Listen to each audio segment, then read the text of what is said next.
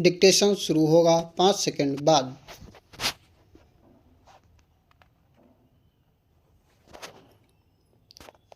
Start. महोदय, मैं इसका उल्लेख करते हुए यह कहने के लिए मैं आपकी अनुमति चाहूँगा कि वैश्विक उद्यमिता मॉनिटर की सर्वे रिपोर्ट में इन्होंने कहा है कि भारत में नए उद्यमों में सन 2003 में 17 मिलियन नौकरियों का सृजन किया, जो चीन के बाद विश्व में दूसरा सबसे अधिक था। जहां लंदन स्कूल ऑफ बिजनेस के वैश्विक उद्यमिता मॉनिटर की सर्वे रिपोर्ट के अनुसार नए व्यवसाय द्वारा 84 मिलियन नौकरियां पैदा की गईं। सभापति जी, यह उनकी रिपोर्ट है। यह इस बात को साबित करता है। यह रिपोर्ट आगे कहती है कि भारत में उद्यमिता पिछले वर्ष की तुलना में 2003 में थोड़ी सी और बढ़ी। भारत की 18 से 64 आयु वर्ग की लगभग 18% आबादी किसी न किसी प्रकार की उद्यमी गतिविधि में लगी हुई है।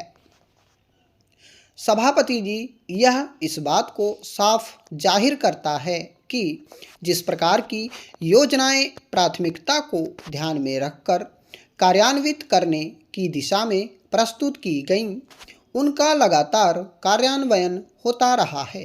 केवल योजना प्रस्तुत नहीं की गई या केवल नियोजन ही लोगों को दिखाया नहीं गया है।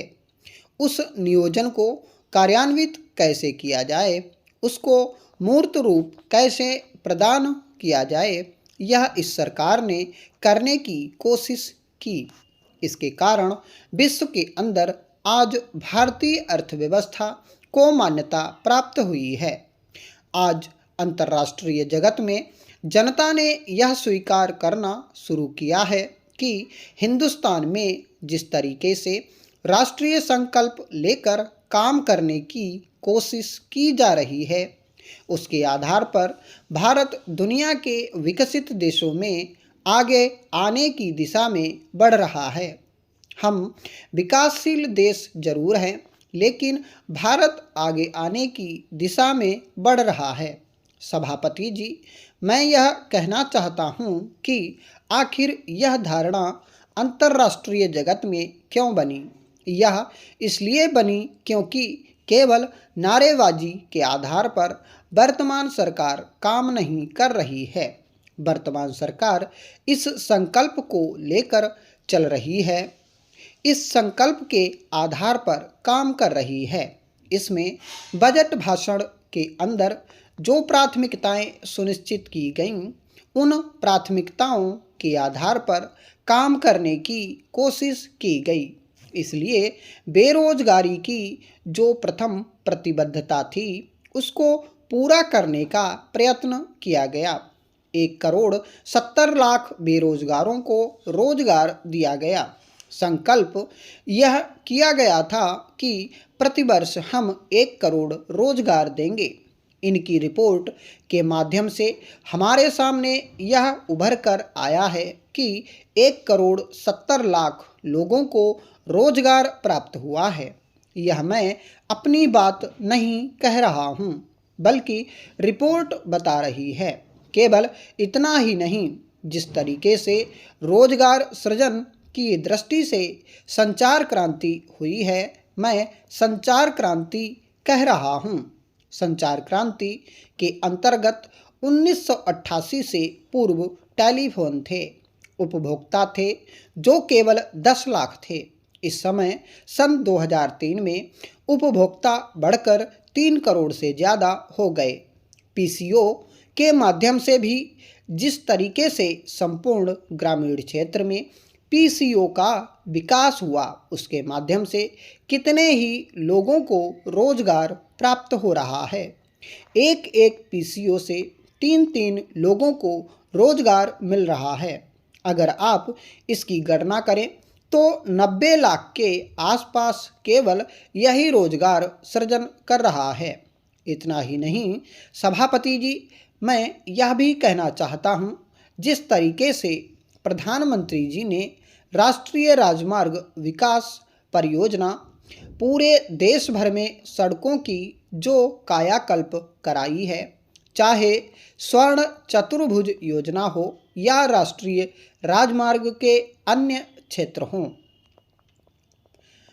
अध्यक्ष महोदय, हमारे तरीके से और कार्य करने के तरीके से परिवर्तन की दिशा में समाज के बढ़ने के उक्त क्रम पर संगठित रूप से हमला किया जा रहा है। मुझे लगता है कि सही उद्देश्यों का इस्तेमाल गलत तरीके से किया जाता है, जिससे बृहत्तर उद्देश्यों पर प्रहार किया जाए, और इस पर आपको अपने विचार विमर्श के दौरान ध्यान देना चाहिए। कार्य की उत्तम व्यवस्था प्रबंधन करने का बहुत महत्व है। इसके लिए अधिक उचित वेतन आवश्यक होता है। इसके साथ कार्य की जगह, कमरे इत्यादि का भी साफ सुथरा होना जरूरी है। परंतु जो लोग साथ साथ मिलजुल कर काम करते हैं, श्रमिक, प्रबंधक एवं किसी परियोजना में या कारखाने में काम करने वाले अन्य लोग, उनमें अच्छे संबंध होना आवश्यक है तथा यह शायद अन्य सभी बातों से ज़्यादा महत्वपूर्ण है। मुझे आशा है कि यह बैठक ऐसी विचार गोष्ठियों और सम्मेलन इस तरीके से काम के लिए बेहतर वातावरण को संभव बनाएगी। यह सरकार इस विषय पर बहुत कुछ करने के लिए प्रतिबद्ध है और वह बहुत कुछ करेगी भी। हालांकि आज हमारे यहाँ की स्थिति में ऐसा करना हमेशा ही सरल नहीं होता। यह कहना आसान है कि हम ऐसा करेंगे। नीति से संबंधित फैसले आसानी से लिए जा सकते हैं, लेकिन किसी फैसले को समुचित ढंग से लागू कर पाना बहुत मुश्किल होता है। मैं इस बहाने की खोज के लिए नहीं कह रहा हूँ, क्योंकि कठिनाइयाँ हों तो उन पर विजय पानी ही होती है और हम ऐसा करने के लिए कृत संकल्प हैं। लेकिन आपको पता होना चाहिए कि अमुक कठिनाइयाँ हैं और उन पर विजय पाने के लिए केवल इच्छा करने या वक्तव्य देने से काम नहीं चलता। इसके लिए स्थिति को समझना और दृढ़ निश्चय के साथ आगे बढ़ना होता है। चाहे रुकावटें कितनी ही बड़ी क्यों ना हों, कठिनाइयाँ कैसी भी क्यों ना हों, सरकार का यही संकल्प है। सार्वजनिक क्षेत्र को बहुत ज़्यादा महत्वपूर्ण योगदान करना है और उसे यह काम अच्छी तरह से अपनी उपलब्धियों द्वारा ही नहीं, बल्कि श्रमिकों की भागीदारी की भावना को अनुभव करते हुए करना है। मैं भली भांति जानता हूँ कि आज यह भावना सभी श्रमिकों में नहीं है। मुझे यह भी पता है कि इसके लिए हमेशा उन्हें ही दोषी नहीं ठहराया जा सकता। हमने कठिन प्रयास ही नहीं किया है कि उन्हें ऐसा अनुभव होता रहे। मैं यह जानता हूँ कि प्रायः जो मजदूर किसी बांध के निर्माण में लगे हैं, उन्हें यह पता ही नहीं होता कि बांध होता क्या है। उन्हें तो अपने काम से मतलब होता है। महोदय, हमने ऐसा प्रयास ही नहीं किया कि किसी परियोजना को एक ऐसा संयुक्त उद्यम माना जाए जिसमें उसके निर्माता, श्रमिकों, वहाँ रहने वाले अन्य मजदूरों, वैज्ञानिकों, प्रबंधकों तथा अन्य संबद्ध सभी लोगों की पूर्ण भागीदारी का अनुभव हो। हमने समस्याओं को पुराने दृष्टिकोण से ही देखा है और लोगों को अलग अलग खानों में बांट दिया है। इसलिए ये झूठे विभाजन समाप्त होने चाहिए। हमारे समाज में ऐसे अनेक विभाजन हुए हैं, शायद वे सभी समाजों में होते रहते हैं, लेकिन हमारे यहाँ वे सामान्य से कुछ ज़्यादा ही हो रहे हैं।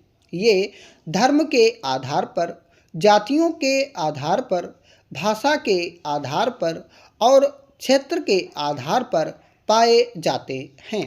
स्टॉप। दोस्तों, कैसा लगा डिक्टेशन? 110 की स्पीड रही थी। कुल 1100 शब्दों का मैटर है। ठीक है दोस्तों, ये डिक्टेशन ग्रेड सी वालों के लिए है स्पेशली रूप से, क्योंकि पिछली बार जो सुनने में आया था कि ग्रेड सी का